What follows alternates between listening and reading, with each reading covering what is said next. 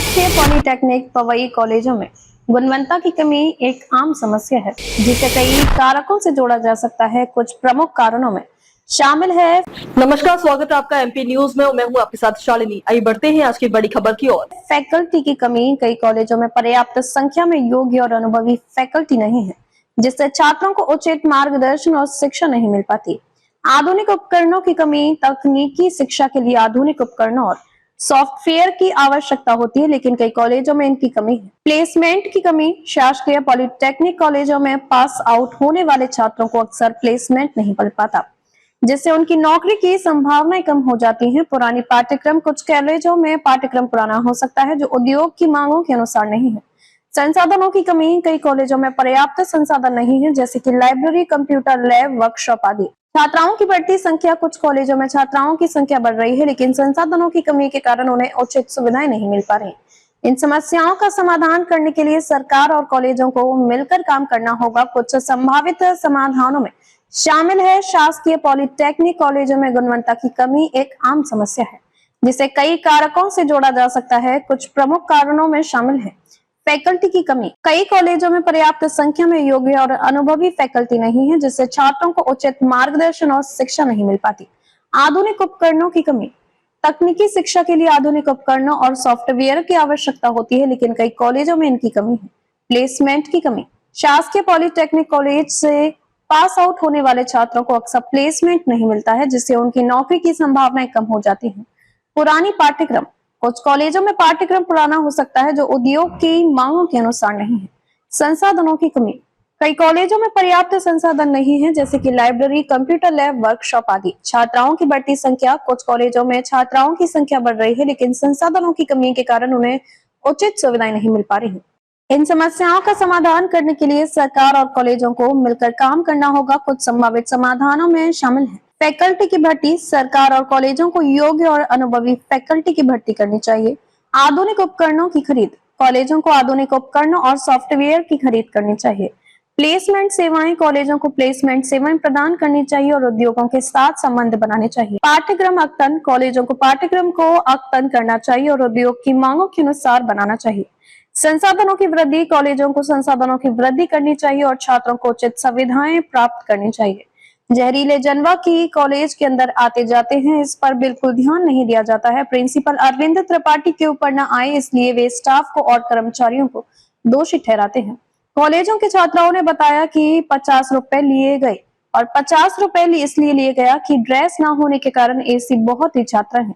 कभी कभी उनका भी मन होता है कि दूसरी ड्रेस पहन के कॉलेज जा सके। प्रिंसिपल अरविंद त्रिपाठी के नेतृत्व में कभी ध्यान नहीं दिया गया कि मेंटेनेंस के नाम की बात करें। हो सके खिड़की, दरवाजा, दीवार फटी और टाइल्स की कभी मरम्मत नहीं हुई। वॉश बेसिन टूटी पड़ी। जहां छात्र और छात्राओं को पानी की आवश्यकता होती है, वहां वाटर फिल्टर टूटे पड़े। छात्राओं ने बताया कि प्रिंसिपल अरविंद त्रिपाठी पन्ना से कभी कभी आते हैं। ना ही कैंटीन की सुविधा। पवई से 4 किलोमीटर की दूरी पर है पॉलिटेक्निक कॉलेज स्थित है। खबर पवई से पुष्पराज सिंह की रिपोर्ट, जिला ब्यूरो चीफ। मैंने उनसे कहा कि सर बोले मेरे आप पास आके सीधे मेरी क्लास में कि ड्रेस कहाँ है तुम्हारी, तुम उस दिन भी पहन के नहीं आए थे। तो उस दिन सर ने ये किया था, जब मैंने इतना किया तो वो मेरी क्लास में आके बोले कि फेयर नहीं बनेगी अगर तुम्हारी रफ में लिखोगे तो मैं पेपर नहीं देने दूंगा और यहाँ के पास नहीं होगे, और ये सब बोला है उनने, और कहा परीक्षा फॉर्म तक नहीं भरने दूंगा अगर ड्रेस पहन के नहीं आओगे।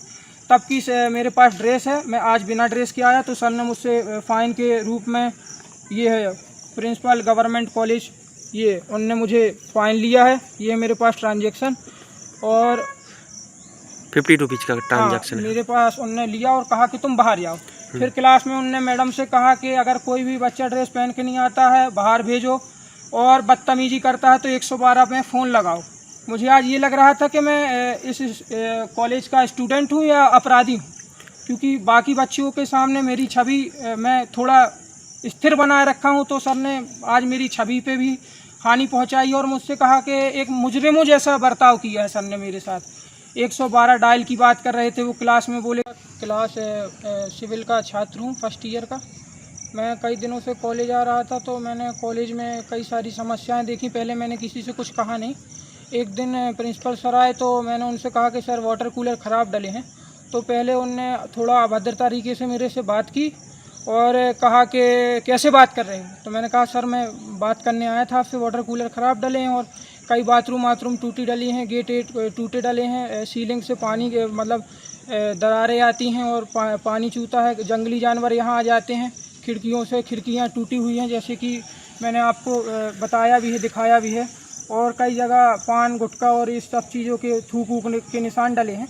तो मैंने उस दिन कह दिया था। आज सर आए तो वो बोले कि मेरे पास डायरेक्ट आके बोले कि तुम नहीं सुधरोगे। मैंने कहा करवा दूँगा। मैं ये जानना चाहता हूँ कि मेरे कॉलेज में तो है नहीं कुछ, अगर मैं एक दिन ड्रेस नहीं पहन के आया तो मैं एप्लीकेशन देने को तैयार हूँ, दंड वो करने के लिए भरने के लिए तैयार हूँ। लेकिन सर को थोड़ा ये भी ध्यान देना चाहिए कि कॉलेज में हमारी कैंटीन नहीं है, बस सर्विस नहीं है, बच्चे दूर दूर से आते हैं, कई बच्चों ने तो सतना ट्रांसफ़र ले लिया है, यहाँ कई बच्चे रहना भी नहीं चाहते, जिससे हमारी पढ़ाई में छवि की भी हानि हो रही है। कहीं ना कहीं प्रिंसिपल सर का इसमें बहुत बड़ा दोष है कि जो उनको चीज़ें देखना चाहिए वो देख नहीं रहे, और जो चीज़ें उनको मतलब समझा के रखनी चाहिए उनमें वो ज़्यादा देख रहे हैं और उन छोटी छोटी बातों का बड़ा इशू बनाते हैं। वो सीधे मेरे पास आए, मैं एक दो बार उनकी बातों नहीं समझ पाया, लेकिन अब वो मुझे एक टाइप का धमका सा रहे हैं। क्या नाम है प्रिंसिपल का?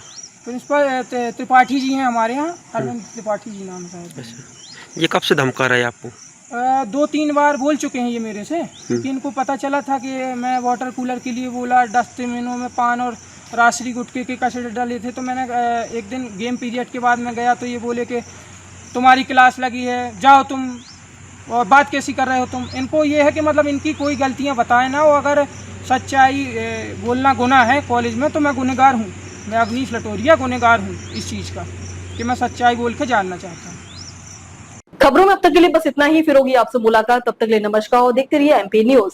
ऐसे ही लेटेस्ट अपडेट पाने के लिए हमारे चैनल को सब्सक्राइब करें और तुरंत नोटिफिकेशन पाने के लिए बेल आइकन दबाना न भूलें। यदि आप हमें फेसबुक या इंस्टा के माध्यम से देख रहे हैं तो हमारे पेज को फॉलो जरूर करें। धन्यवाद।